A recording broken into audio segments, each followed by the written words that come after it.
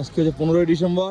এখন আমি সোনমার্গে, আর সোনমার্গের সিচুয়েশান দেখুন। আজকে 2-3 দিন স্নোফল হচ্ছে না, সেই জন্য রাস্তার স্নোগুলো মেল্ট হয়েছে, বাট সাইডে 1.5-2 ফুট করে স্নো জমে গেছে। আর এখান থেকে মূলত ট্যুরিস্টের ভিড় শুরু হচ্ছে। ভালো ট্যুরিস্ট কিন্তু আসছে স্নো দেখার জন্য। আজ থেকে প্রায় 15-20 দিন আগে এসেছিলাম, তখন কিন্তু এত ট্যুরিস্ট ছিল না।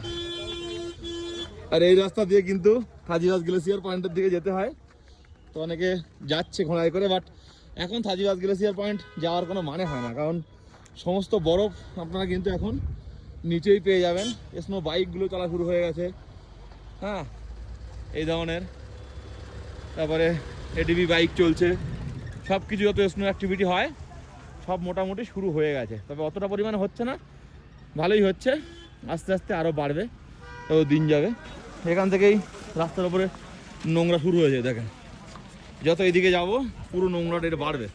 সবাই বরফটা মেল্ট হয়েছে তো, আর এই গাড়ি যাচ্ছে ছিটকে, পুরো একদম বরফগুলো গায়ে ছিট করছে।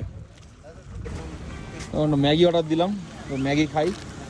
এইসব উপর থেকে নেমে আসছে থাজিবাস গ্লেসিয়ার পয়েন্ট থেকে। এখন অনেকে আরও বরফ দেখার জন্য যাচ্ছে, বাট আর কিছুদিন আর যাওয়া লাগবে না, আর কিছুদিন পরে আর যাওয়া লাগবে না, এখানেই আরও বরফ বেড়ে যাবে। টেম্পারেচার এখন আছে -2। 5-7 দিন আগে যখন এসেছিলাম তখন ছিল -10-11। যেহেতু বরফটা পড়েছে সেই জন্য টেম্পারেচারটা ড্রপ হয়ে গেছে। টুরিস্ট কিন্তু ভালো রকম আছে, তো আপনারা আসতে চাইলে আসুন, উইন্টার কাশ্মীর উপভোগ করুন। একটু ঠান্ডা লাগে, বাট উইন্টারের মজা কিন্তু আলাদা। এই কাশ্মীরের সৌন্দর্য অন্যরকম।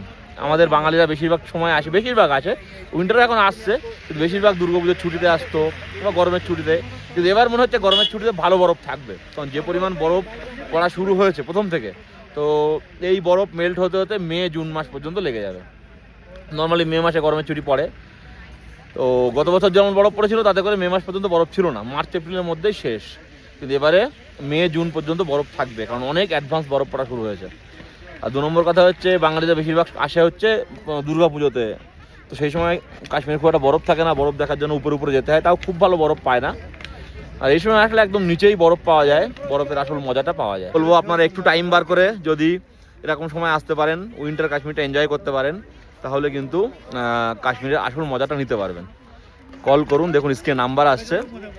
যেহেতু আমি এখানে থাকি, তো সেহেতু কিন্তু খুব ভালোভাবে ট্যুর প্যাকেজ আমি করে দেবো, এবং পুরো বাজেট ফ্রেন্ডলি। কল করুন কোনো কিছু জানার জন্য এবং আইটিনারি নেওয়ার জন্য। দেখুন নাম্বার আসছে স্ক্রিনে।